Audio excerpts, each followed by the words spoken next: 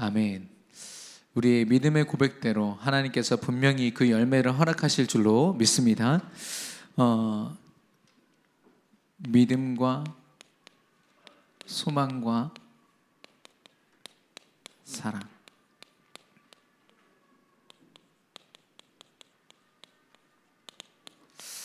하나님이 우리에게 항상 주신 것 세 가지라고 바울은 표현하고 있습니다. 특별히 우리 신앙에 있어서 이번 주 강단의 말씀을 통해서 열매를 말씀하셨거든요. 사실 좀 부끄러운 얘기입니다만은 제가 주일에 찬양 인도를 끝내고 이제 집에 가니까 담임 목사님이 연락을 하셨어요. 내가 강단을 말씀을 통해서 전달하고자 했던 건 어떤 지도자, 백성을 이끄는 그런 영적인 힘 이런 게 아니라 열매였대요. 열매. 제가 지금 잘못 짚은 거죠. 인도할 때 계속 찬양 인도할 때 지도자, 인도자 이런 걸 얘기를 했었거든요. 열매를 말씀하신 거예요. 신학적으로도 저에게 좀 잠시지만 설명을 해주셨습니다. 그래서 계속 기도했어요. 사실 우리는 열매라고 하면 되게 부담스럽잖아요. 전도도 열매가 있어야 뭔가 좀 더 떳떳할 수가 있고, 전도 선교도요. 말로만 하는 전도 말고 이런 표현 많이 쓰지 않습니까?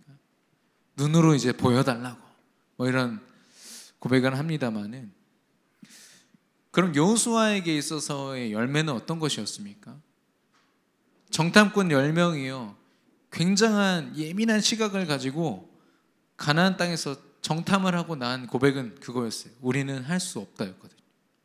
우리보다 등치도 크고 먹는 음식들도 다 크고, 저들이 우리보다 이 가나안 땅에서 훨씬 더 오래 살았고 터줏대감들이고 어딜 봐도 우리가 이길 만한 구석이 하나도 없습니다 고백했거든요. 근데 여호수아 갈렙이 뭐라고 고백했습니까? 저들은 우리의 밥이다. 하나님이 우리에게 저들을 허락하실 것이다. 사실 눈으로 본 건 그들과 똑같은 걸 봤는데요, 그들이 진짜 본 건 영적인 걸 본 거예요. 하나님이 주실 땅. 이미 정탐을 하러 갔지만 우리가 여기를 이길 수 있을까? 어쩌면 10명의 정탐꾼은요 우리가 이길 수 없을 거라는 아마 그런 불신앙을 갖고 들어갔을지 몰라요. 그런데 이 여호수아 갈렙들은요 하나님이 허락하실 열매를 이미 가지고 있었어요. 반드시 가나안 땅은 우리의 땅이 될 것이다. 왜냐? 하나님 약속하셨으니까. 여러분, 세계 복음화가 우리에게 열매로 주어질 줄로 믿습니다. 누가 아무리 우리의 형편을 가지고 뭐라고 한들, 지적을 한들, 하나님이 우리에게 약속하셨고 강단의 말씀을 통해서 매주 선포되기 때문에 당연히 허락될 줄로 믿습니다. 그래서 우리에게 중요한 게 뭐냐면 믿음인 거죠. 우리 안의 중심. 강단의 말씀이 우리에게 얼마나 믿음이 되어 있습니까? 암기하고 많이 알고 있다는 그거 말고요, 정말 하루의 삶을 하나님께서 강단 말씀, 그 주신 말씀 그대로 성취하실 것을 믿으며 살아가는 것. 이 믿음을 통해서요 우리의 상태를 하나님이 돌보시는 거죠. 이 상태를 좀 구체적으로 좀 나누고자 하는데요, 그게 뭐냐면 영적인 상태, 복음 각인. 하나님은 우리에게 그리스도가 아니라 오직 그리스도 되기를 원하세요. 말씀이 아니라 오직 말씀 되기를 원하시고요.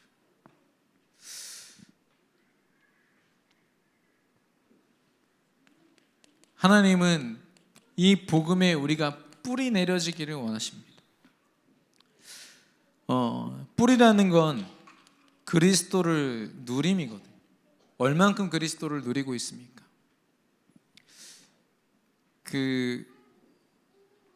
영어로 복음을 누린다고 할 때 쓰는 단어가 enjoy입니다. enjoy. 근데 사실 그게 원래 표현에는 그런 게 없다고 제가 들었거든요. 근데 이 누림이라는 표현을 쓰다 보니까 enjoy라고 했는데 전 너무 맞는 것 같아요. 이 복음이요, 제가 결론에서 말씀드리겠습니다만, 어떤 사람은 막 죽을 것 같을 때 하나님을 찾는 사람들이 있어요.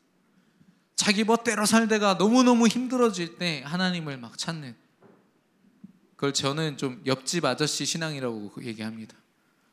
여러분 전등 갈 때 내가 도저히 할 수 없을 때 옆집 아저씨 찾아가지고 이것 좀 고쳐주세요 하는 것처럼 하나님이 그런 취급을 당해요. 평소에는 뭐 알지도 못해요. 기도도 안 하고 말씀도 보지 않다가 진짜 힘들어질 때만 하나님을 찾죠.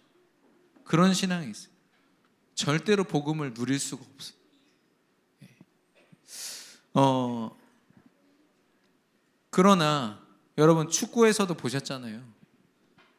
저 지난주에도 말씀드렸습니다만 브라질이랑 우리나라 축구하는 거 보고 저는 알았다니까. 야, 저게 즐기는 축구구나. 삼바 축구 이렇게 표현하는데 즐기는 사람을 노력하는 사람이 이길 수가 없어요. 예. 노력을 넘어서요. 이걸 즐겨버린다니까요. 어려움이든 힘든 일이든 상관없어요. 즐기는 거예요. 뭐 사람들은 이제 미쳐가지고 피할 수 없으면 즐겨라 이런 말 하는데 그건 귀신 같은 얘기고 진짜 복음 안에서는요. 문제를 문제로 보지 않을 힘이 있고 문제 가운데 하나님의 계획을 발견할 지혜가 있고 그 문제 속에서 하나님의 축복을 누릴 그 정확한 언약이 있기 때문에 우린 즐길 수 있습니다. 복음의 뿌리라는 건 그렇거든요. 그리고 복음이 체질되는 것.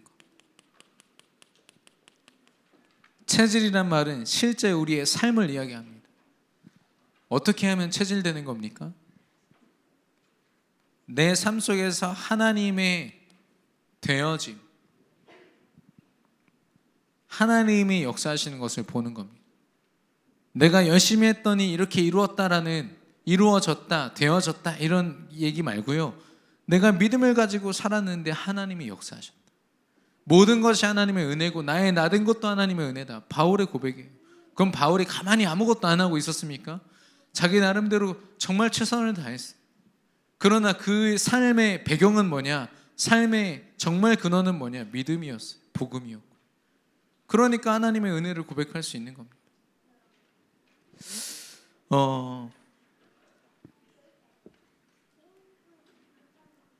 그래서 이 복음이 각인되고 복음이 뿌리 내려지고 복음이 체질되는 것.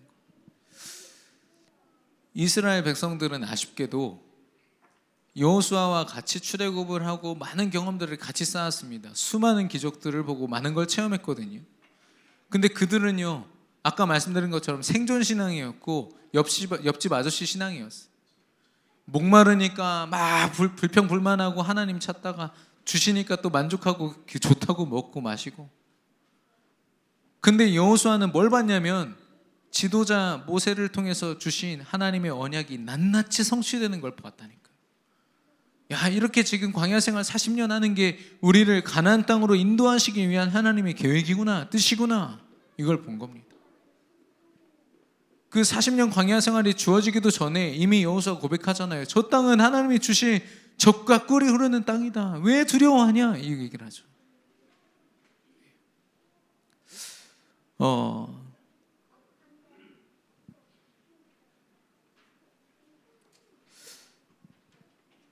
저와 여러분에게 하나님이 세계복음화라는 열매를 반드시 허락하실 줄로 믿습니다.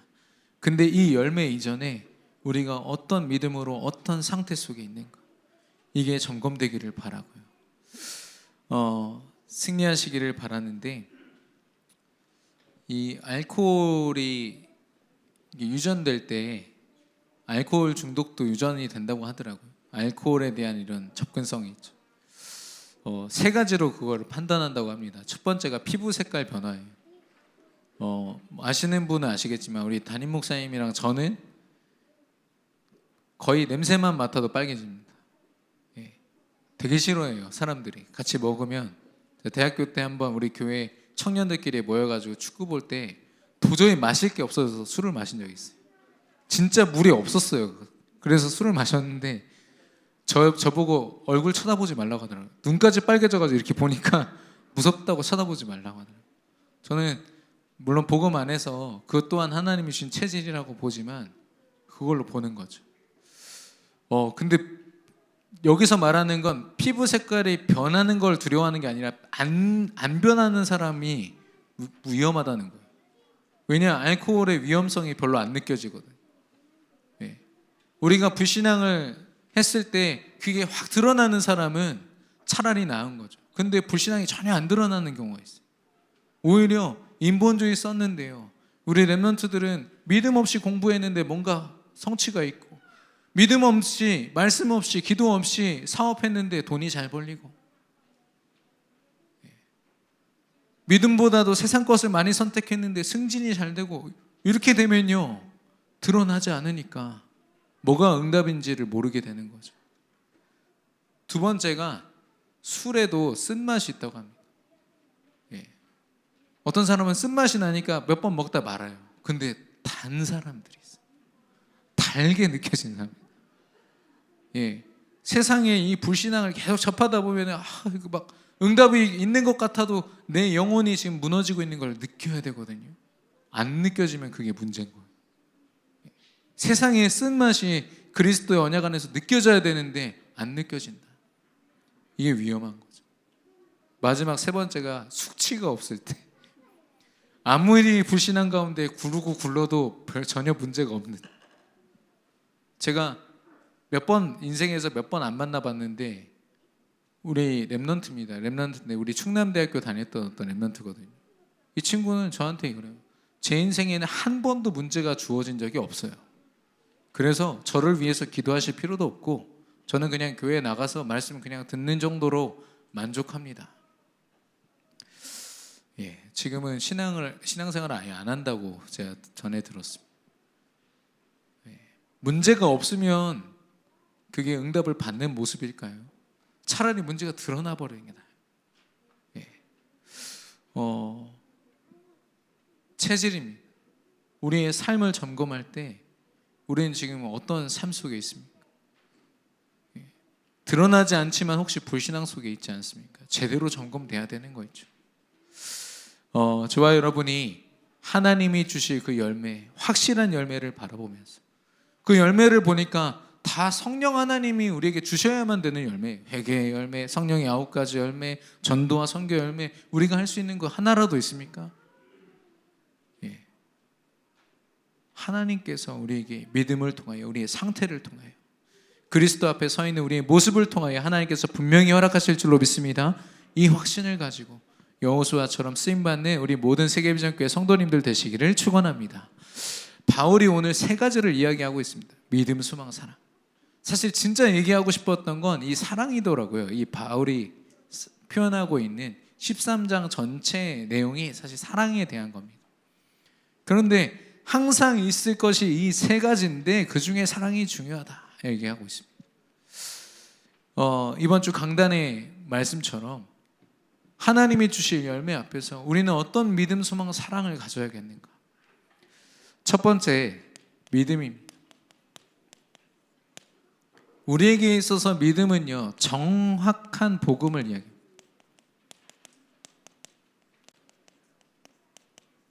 담임 목사님 말씀하셨죠. 복음적이다 이런 표현도 쓰지 말라고 하셨어요. 왜냐? 복음이다 이렇게 돼야죠. 복음스럽다, 복음직하다 이런 거 다 표현. 복음 비슷한 건 복음 아닙니다. 복음인 거 있죠.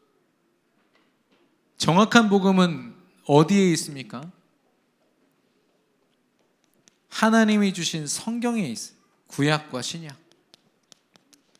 구약은 오래된 약속, 신약은 새로운 약속 이런 뜻이죠.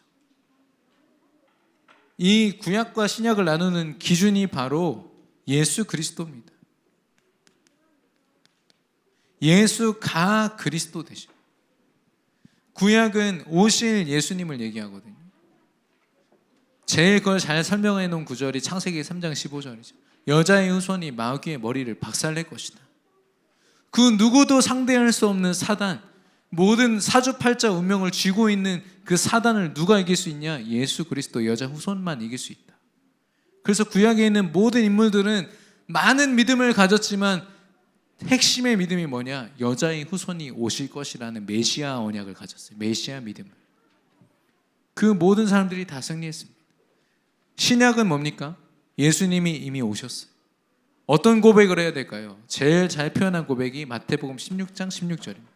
주는 그리스도시요 살아계신 하나님의 아들이십니다. 내 앞에 사람의 모습으로 서 계신 예수님을 향해서 베드로가 고백하는 거예요. 당신이 나의 모든 문제 해결자이신 그리스도시요 나의 주인 되시고 살아계신 하나님이십니다. 저와 여러분의 고백되기를 축원합니다. 이 고백을 통해서 이 예수님께서 요한복음 19장 30절에 다 이루었다고 말씀하셨어요. 과거, 현재, 미래 내가 모든 것을 다 이루었다. 미래 완료형. 너희들이 어떻게 앞으로 어떤 경험을 하게 될지 모르지만 그 모든 것까지도 내가 다 끝냈다. 담대함으로 하나님이 주신 열매를 향해서 가라 말씀하신 거 있죠.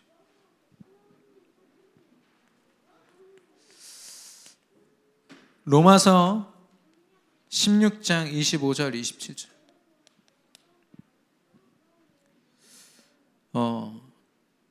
이 예수님에 대해서 하나님은 어떻게 계획을 가지고 움직이시고 계시냐면 영세전부터 감추어져 있다가 드러내신 바 되었다라고 표현했어요.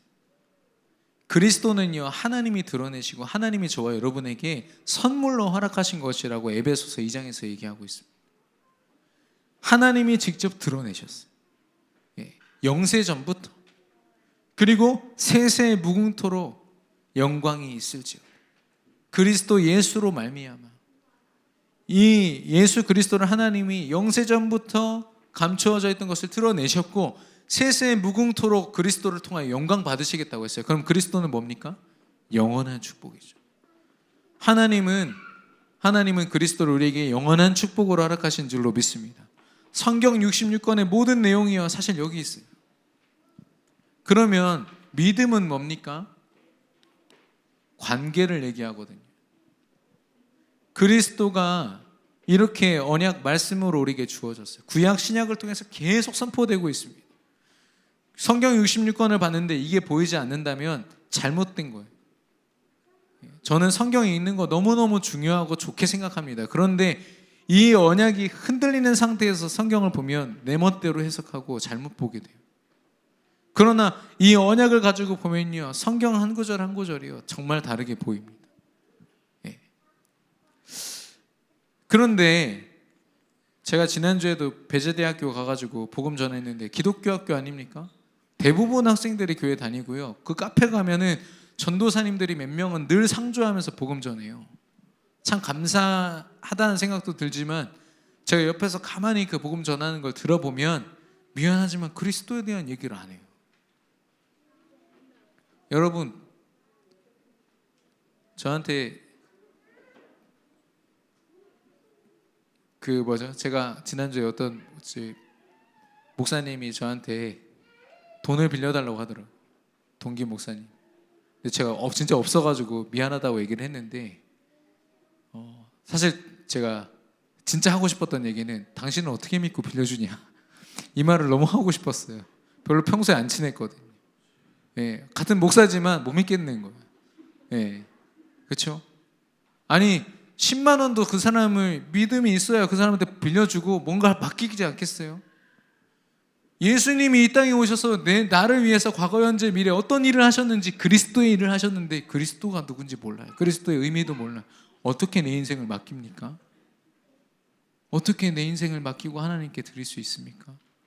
그래서 저는 감히 얘기하지만 그리스도 모르는 사람이 고백하는 헌신, 그리스도 모르는 사람이 드리는 어떤 그런 고백들 다 거짓말인 것 같아요. 미안하지만 그분들은 모를 거예요. 그러나 저는 거짓말. 그리스도를 알고 있어야 그래 내 모든 인생을 책임지셨으니까 드릴 수 있는 거죠. 그래서 내가 하나님이 주신 언약을 어떻게 바라보느냐가 이 믿음인데요. 사도행전 1장 1절입니다. 사도행전의 그 놀라운 역사의 모든 시작이 뭐냐? 예수 그리스도가 행하시기를 시작하신부터예요. 모든 응답의 시작은 예수 그리스도인 줄로 믿습니다. 그리스도를 믿는 믿음으로부터 시작돼요. 그리고 그 믿음을 따라서 주어지는 건 하나님 나라의 축복이에요. 하나님이 우리와 함께 하시고 모든 걸 책임지시고 끝까지 인도하십니다. 사도행전 1장 8절에 성령의 인도를 따라서 그 충만함을 누리면 땅끝까지 증인이 되리라. 우리 인생의 결론을 이미 하나님이 결론 지으셨어요. 증인의 삶. 우리가 살아가는 삶이 이 언약에 집중되어야 됩니다. 오로지 기도에 힘쓰더라. 무조건 기도했다는 말이 아닙니다. 기도만 했다는 얘기가 아니라 사도의 가르침을 따라 주신 강단의 말씀에 생을 걸었을 때 그걸 믿음이라고 얘기하는 거죠. 여러분, 이 정확한 복음, 이 믿음, 저와 여러분에게 이미 주어진 줄 믿고요, 날마다 이 믿음이 더하여지기를 예수님의 이름으로 축원합니다.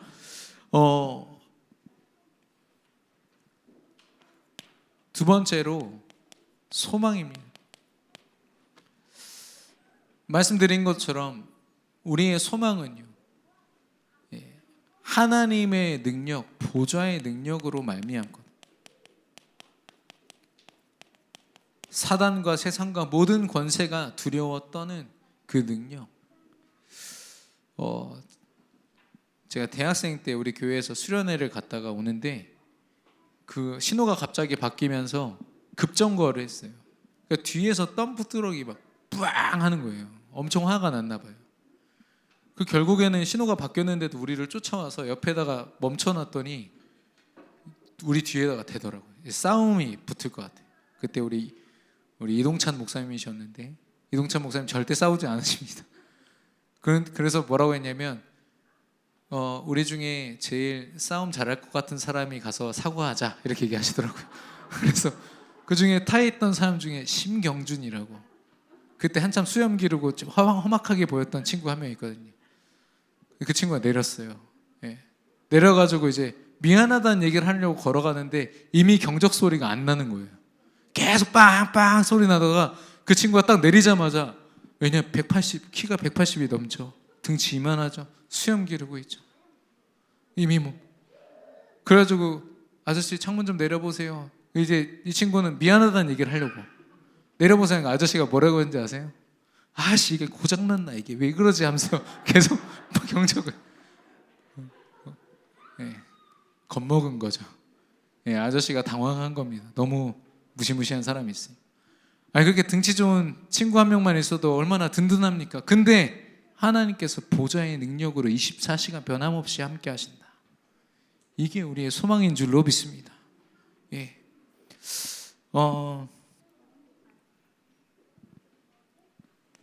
이 보좌의 능력으로 우리의 과거의 모든 것들, 하나님 떠나서 우리가 행했던 모든 것들, 우리가 가지고 있던 것, 트라우마, 모든 깊은 것까지도 다 치유하신 줄로 믿습니다. 어느 정도로 치유하셨냐? 정말 복음 누리는 사람, 과거에 이 치유의 응답을 받은 사람은 자신의 과거를 증거의 자료로 사용합니다. 내게 이런 영적 문제가 있었다. 그러나 하나님이 나를 돌보셨다. 많은 사람들이요, 이걸 드러내고 싶지 않아서 노력하고 또 노력합니다. 절대로 자기 이 치부를 드러내고 싶지 않았던 거죠. 아니 이제 노마스크가 내년 1월부터 오거든요. 마스크 의무사항이 아닙니다. 근데도 막 쓰고 싶어하는 분들이 많더라고요. 가리고 싶은 게 많은 거겠죠. 근데 지금 노마스크 한다니까 지금 어떤 물품들이 이제 품절 대란이 일어나냐면 화장품. 그동안 가리고 있던 부분은 이제 다시 덮어야겠죠. 뭘로 덮어야 되니까 이제 화장품이 막 불티나게 팔리고 있다고 했습니다. 그런데 그런 치부까지도 드러낼 수 있을 만큼 하나님이 보좌의 능력으로 이 모든 과거를 치유하셨어요. 그리고 우리의 현재에 하나님께서 함께 하십니다. 고아처럼 너희를 버려두지 않겠다 말씀하셨거든요. 우리 혼자서 뭐 하면서 왜 살아야 되고 어떻게 살아가야 되고 이런 고민하지 않아도 될 만큼요, 하나님께서 함께 하십니다. 언제든 하나님께 기도하고 질문합니다. 제가 새벽 기도 때 말씀드렸습니다마는 제가 한 3년 정도 됐어요. 그 전에는 사실 새벽 기도가 정말 하루도 빠짐없이 기도하시는 우리 지역의 장로님들 때문에 제가 어쩔 수 없이 이렇게 막 새벽 기도 다 오고 했었는데, 그 한 3년 전부터는 그래도 새벽 기도가요 삶의 일부분이 돼가지고 고백을 하는데, 그때마다 들려지는 음성이 있어. 선민아 오늘 잘 왔다. 야, 내가 너한테 해주고 싶은 말 너무 많았어. 물론 하나님이 늘 말씀을 주십니다마는 새벽의 시간에 지금 막 자다 일어나서 다른 생각이 안 드는 그때 딱 복음 말씀으로 저에게 음성을 들리실 때가 있어요. 어떨 때는 막 중얼중얼 기도도 합니다만 어떨 때는 그 음성이 계속 들려질 때는요, 그냥 처음부터 끝까지 울다가 끝나요. 예. 하나님이 저와 여러분과 함께 하시는 줄로 믿습니다. 우리가 혼자 있는 게 아니에요. 위드로 우리와 늘 동행하시고요. 임마누엘 하신다고 했어요. 우리가 제일 힘들어하는 두 가지가 사람과 사건입니다. 어떤 사람을 만나도 상관없어요. 그 사람이 보디발이든 바로왕이든 아무리 권력을 가지고 우상 숭배의 끝판왕이든 상관없습니다. 하나님이 나와 함께 하십니다. 하나님이 그와 함께 하심을 보디발이 보았다고 했거든요. 너처럼 하나님의 영에 감동된 사람을 내가 본 적이 없다. 바로왕과 보디발의 고백입니다. 임마누엘의 축복. 두 번째로 우리 인생에 일어나는 모든 사건 가운데 하나님께서 원네스의 축복으로 함께 하십니다. 합력하여 선을 이루신다라고 했잖아요. 합력이란 말, 여기서 이 원어를 가지고 나온 말이 시너지입니다. 시너지. 하나님은 늘 시너지로 역사하시거든요. 우리는 세상적인 기준으로 볼 때 1 더하기 1은 2입니다. 근데 하나님이 역사하시면 1 더하기 1인데 무한대가 돼버려요. 우리가 헌당을 하는 것도 세계복음화를 하는 것도 사실 우리의 형편과 우리의 상황을 보면 절대로 꿈꿀 수가 없어요. 비전을 가지기에는 이미 우리보다 진짜 이단들이 더 잘한다니까요. 우리도 뭐 이단이라고 했지만, 네. 그런데 우리가 어떻게 세계복음화를 꿈꿉니까? 통일교는요, 농심이라는 그 제품을 가지고 어마어마한 영향력을 가지고 있다. 농심 없으면 못 먹는 게 너무 많다 할 정도로요. 예. 저 잘못된 사상을 가지고 있는 중국이란 나라, 우리가 쓰고 있는 물품 다 만들고 있어요. 중국에서. 어떻게 그들을 능가할 수 있습니까? 보좌의 능력으로. 어떤 사건 속에서도 하나님이 함께 하시면 우리는 괜찮고, 하나님이 함께 하시면 모든 것을 능히 이기게 될 줄로 믿습니다. 그게 하나님이 함께 하시는 비밀입니다. 하나님이 우리의 모든 미래를 책임지세요.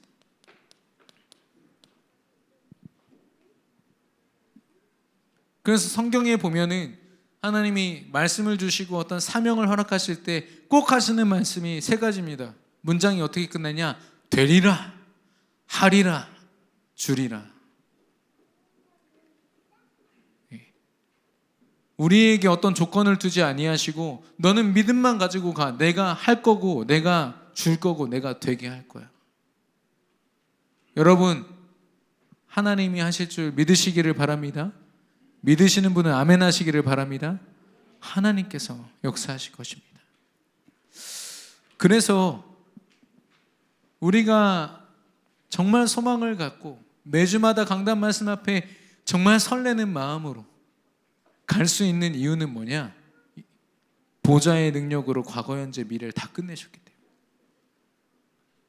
이 모든 것을 다 끝내신 그리스도가 우리의 주인 되시고 우리와 24시간 함께 하시는 줄로 믿습니다.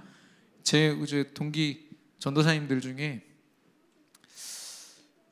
지금 목사님이시죠. 이분이 습관적으로 하는 표현이 입장을 바꿔놓고예요. 입장을 바꿔놓고. 늘 입장을 바꿔놓고 생각을 해봐라. 우리가 늘 그분을 가지고 농담할 때도 그런 얘기를 했거든요. 근데 어느 날은 우리 학우들이 전체가 모여가지고 통성기도를 막 하고 있었는데 갑자기 옆에서 누가 미친 듯이 웃는 거예요. 하하 웃길래 보니까 그분이 웃고 있더라고요. 왜냐? 기도하는데 자기도 모르게 하나님 입장을 바꿔놓고 생각해 보시라. 입장을 한번. 근데 하나님이 내 입장이 될 이유가 없잖아요. 본인도 너무 웃긴 거죠. 예.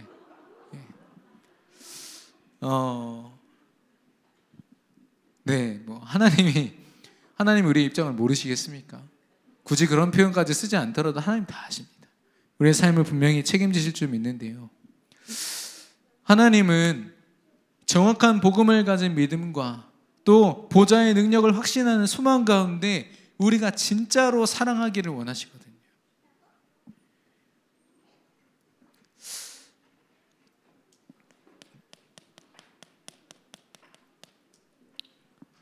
그리스도의 사랑으로 세상을 보면 우리는 12가지를 보게 됩니다.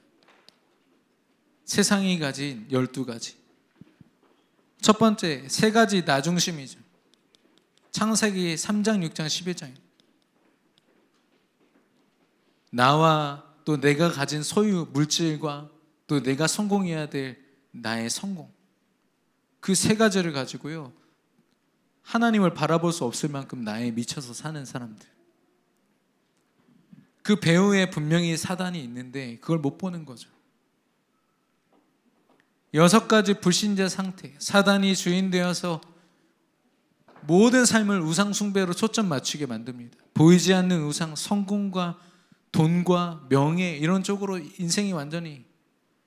그런데 주어질 것 같던 행복은 주어지지 않고 정신 문제, 드러나는 문제로 가정이 파괴되고 인생이 파괴되고 공동체가 무너지고 나라가 무너집니다. 그래서 너무 극단적인 그런 생각 속에 죽음을 혹시 선택하더라도 그 죽음 이후에 심판을 통하여 지옥에 가고 그 모든 저주가 후대들에게 그 고스란히 대물림되는 6가지 상태. 이게 불신자들에게는 흐름입니다. 이 흐름을 보셔야 돼요. 한 가정과 개인과 어떤 공동체를 볼 때는 그걸 보셔야 돼요. 예. 3번째는 3가지 문화입니다. 3가지 문화는 저는 이렇게 표현하고 싶습니다. 몸부림. 어떻게든 이 사주팔자 운명, 재앙, 저주, 이 불행을 끝내보고 싶은 겁니다. 그래서 음악을 선택하고 여러 가지 멋진 문화를 선택하고. 우리 렘넌트들한테 물어보세요. 교회가 멋있나 세상이 멋있나? 당연히 세상이 멋있습니다. 눈에 보이는 화려함, 엄청난 이 사운드와 모든 걸 가지고 다 사로잡아요. 그걸 잘못 붙잡은 많은 찬양팀들이요, 그 화려함으로 자기 찬양팀을 딱 만들어버려요. 거기에 참석하는 청소년들은 영적으로 죽게 됩니다. 몸부림치는 거죠. 12가지 문제. 하나님의 사랑, 그리스도의 모습으로 이 세상을 보면 12가지가 보입니다. 그러면 하나님의 사랑이 깨달아져요. 나를 향한 하나님의 사랑. 하나님께서 이 세상을 이처럼 사랑하사. 근데 그 구절보다 저는 요한복음 20장 31절, 이것을 기록한 것은 예수가 그리스도 되심을 믿고 영원한 생명을 허락하시기 위함이다. 요한복음 기자가 설명하고 있어요. 하나님의 사랑을요, 막 이렇게 좋은 구절로 표현한 것들이 많습니다. 이처럼 사랑하사. 근데 그 사랑의 진짜 내용이 뭡니까? 예수가 그리스도 되는 거예요. 그게 사랑입니다. 예수가 십자가에 죽으셨대, 얼마나 아프셨을까? 이거 사랑 말고요, 그런 사랑 말고 예수가 나의 그리스도래, 모든 문제 완전히 해결하셨대. 이게 하나님의 사랑의 정수입니다. 영원한 생명이 저와 여러분에 허락된 거. 세상 가운데서 이거 우리 렘넌트들이 느꼈다, 끝이에요. 야, 나 하나님 사랑 받은 렘넌트구나.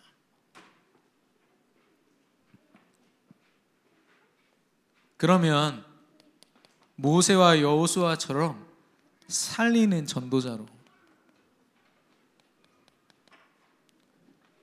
하나님의 사랑은 반드시 현장을 살립니다. 사단에게 빼앗겼던 것을 되찾게 됩니다. 이게 사랑이거든요. 그래서 정확한 복음을 통한 믿음, 그리고 보좌의 능력을 의지하는 하나님을 바라보는 소망, 그걸 가지고 우리는 마음껏 현장을 사랑할 수 있어요. 아무리 바쁘고 힘들고 막 상황이 열악해도 현장을 계속 바라보는 거 있죠. 제가 누구라고 말씀 못 드립니다만은 우리 교단이 어떤 교단인지를 알면서도요, 우리 교회 권사님을 어떤 교회에서 초청했어요. 초청해가지고 도대체 어떻게 그렇게 현장을 돌볼 수 있습니까? 당신에게 이렇게 문제들이 많은데 어떻게 현장을 이렇게 사람들에게 복음을 증거할 수 있습니까? 그래서 우리 연세 많으신 우리 권사님을 데려다가 그 성도들 앞에서 특강 한번 하고, 두 번째 특강은 교역자들 다 모아놓고 특강하셨어요. 저한테 막 얘기하시는 거 있죠. 이제 겸손하셔서 다른 분들한테는 얘기를 안 하시는 것 같은데, 우리가 가지고 있는 이 사랑의 힘이 대단한 겁니다. 막 국수 끓여져 가지고 사람들 모아놓고 막 아프리카 가가지고 사탕 뿌려가면서 막 사람 모아놓고, 그런 사랑 아니라니까요. 진짜 영혼을 영원한 그리스도의 사랑으로 살리는 거. 여러분, 하나님 정말로 사랑하십니까? 하나님을 사랑하고 이웃을 사랑하는 거, 하나님이 우리에게 주신 사랑의 모습입니다. 바울이 진짜 설명하고자 했던 게 이거거든요. 우리에게 믿음도 주셨어요. 우리는 이제 소망도 있어요. 흔들릴 이유가 없습니다. 그럼 우리는 뭐 해야 되냐? 사랑해야 돼요. 하나님 사랑하고, 교회 안에 성도들, 지체 동역자들을 사랑하고, 특별히 현장을 사랑하고, 동성애와 잘못된 이념으로 죽어가는 저들을 살리는 거. 근데 우리가 하나님께 이런 사랑을 고백하고 있습니까? 세상을 향한 진짜 하나님의 사랑을 우리가 깨닫고 있습니까? 혹시 형편 때문에 못하고 있지 않습니까? 저희 딸이 요즘에 먹는 걸 너무 많이 먹어가지고 살이 막 오르고 있는데요. 어제 있었던 얘기입니다. 저한테 요즘에 막 애교가 넘쳐요. 뽀뽀를 하루에 한 200번씩 합니다. 저한테 와가지고 온몸에 뽀뽀를 막 하더라고. 야, 내가 나를 이렇게 사랑하는구나. 너무 감사했어. 좀 있으니까 식탁에 딱 앉더라고요. 저는 고구마가 이렇게 까져 있길래 누가 한 입 베어 먹었길래 저는 이거 버리면 안 되니까 내가 먹어야지 먹었거든요. 내가 먹던 거 어디 있어? 이러더라고요. 누가 먹었어? 이러더니 아빠가 먹었어? 하더니 막 화가 나나 봐요. 이거를 표현을 못하니까 막 이따가 이놈아! 이러더라고요, 저한테. 저는 너무 웃겼는데, 그러니까 표현을 찾은 거죠. 어떻게 표현을 할까 하다가 이놈 이런 표현을 들었나 봐요. 네, 이놈아! 이러더라고요. 제가 미안하다고 했습니다. 방금 전까지도 뽀뽀 200번 했다니까요. 진짜 저를 진짜 사랑하는 줄 알았어요. 근데 자기 고구마 먹었다고. 근데 하나님이 우리에게 응답 주실 때는요, 우리는 진짜 무한정 사랑을 하나님께 고백합니다. 하나님 감사합니다. 은혜입니다. 저 모든 게 하나님 은혜였습니다. 조금만 우리에게서 뺏어가면 벌써 씩씩거리. 왜 하나님 응답 안 주십니까? 하나님의 영원한 사랑을 닮은 우리 전도자들 되시기를 예수님의 이름으로 축원합니다. 결론입니다. 하나님이 분명히 우리에게 열매를 허락하실 것이고, 세상을 사랑할 믿음과 소망을 허락하실 건데, 우리에게 필요한 게 뭐냐면 정말 집중입니다. 여호수아의 비결은, 여호수아가 순간순간 하나님과 동행하고 하나님께 기도하고 너무 좋지만 더 중요한 게 뭡니까? 모세라는 한 전도자를 통해서 하나님이 허락하신 말씀에 생을 걸어버린 거예요.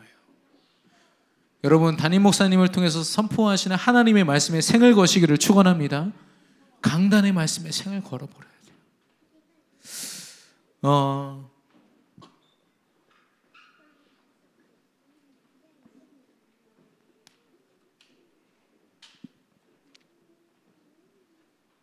그래서 저와 여러분의 어떤 신앙의 모습을 제가 세 가지로 좀 나눠봤습니다. 생존신앙, 정말 내가 필요할 때만 하나님을 찾는 굉장히 믿음이 얕은 신앙이죠. 그 모습을 보면 뭐 소망이 있거나 뭐 사랑이 있거나 그렇지 않습니다. 굉장히 영적으로 탁한 인생이 돼요. 열심히 살고 돈 많이 벌고 하는 것처럼 보입니다. 그러나 영적으로는 완전히 죽은 것 같은 상태. 두 번째는 돌봄 신앙입니다. 돌봄. 누가 돌보아주지 않으면 자기 신앙을 못 지키는 상태. 누군가 위로해줘야 되고, 옆에 누가 있어줘야 되고, 사람의 말에 위로가 있어야 되고, 내게 그래도 적어도 재산이 어느 정도 있어야지 위로가 되고 계속 믿음의 플러스 알파 뭔가 조건이 붙는 거예요. 예. 오직 복음이어야 되는데 복음 말고 뭐가 또 필요한 거. 돌봄. 마지막이 자림입니다. 누가 도와주지 않아도 하나님의 열매를 향해서 언제든지 나아갈 수 있는 상태. 교회 안팎에서 사람과의 갈등, 사건으로 말미암은 굉장한 어려움이 닥쳐도 스스로 믿음 앞에서 나를 점검하고 하나님 앞에 다시 나를 세울 수 있는 그런 상태. 우리는 어떤 시간표 속에 있습니까? 신앙의 시간표거든요. 예. 혹시 사람의 말에 많이 흔들리지 않습니까? 정말 하나님께 집중해 보시기를 바랍니다. 하나님이 내게 어떤 믿음을 더하시고 어떤 소망을 주시고 어떤 사랑으로 인도하시는지.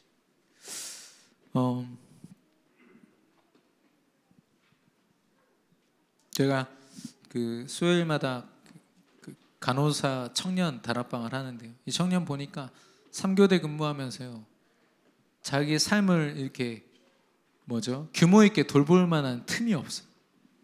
그나마 자기는 영적으로 힘이 있으니까 운동이라도 하고 헬스라도 하면서 건강이라도 돌보지, 대부분 간호사들은요, 대학병원에서 일하는 간호사들은 그걸 못 돌봐서 건강도 무너지고 삶도 무너지고 결국 병원을 그만둔다고 하더라고요. 그런데 저한테 기도 부탁을 했어요. 자기가 진짜 후배 랩런트들한테 모델이 될 만큼 믿음으로 도전하게 해달라고. 정말 틈이 없대요. 틈이 없지만 이거 할 수 있게 기도해달라고 하더라고요. 여러분, 바빠서 못하십니까? 아파서 못하십니까? 사람 때문에, 사건 때문에 못하십니까? 어제 화요 집회 때도 말씀하셨어요. 문제가 와서 복음을 붙잡는 게 아니라 어떤 문제가 와도 될 만큼 복음을 붙잡으라고 얘기하셨거든요. 우선순위가 바뀌어야 된다고 얘기하고 있습니다. 어떤 열매를 하나님이 주시기 전에 우리의 상태가 바뀌게 되기를 바랍니다. 하나님의 열매를 주실 수밖에 없는 상태가 주어지기를 바랍니다. 오늘 주신 말씀을 기억하시면서 이 찬양을 고백하기 원합니다. 우리 믿음이 없이는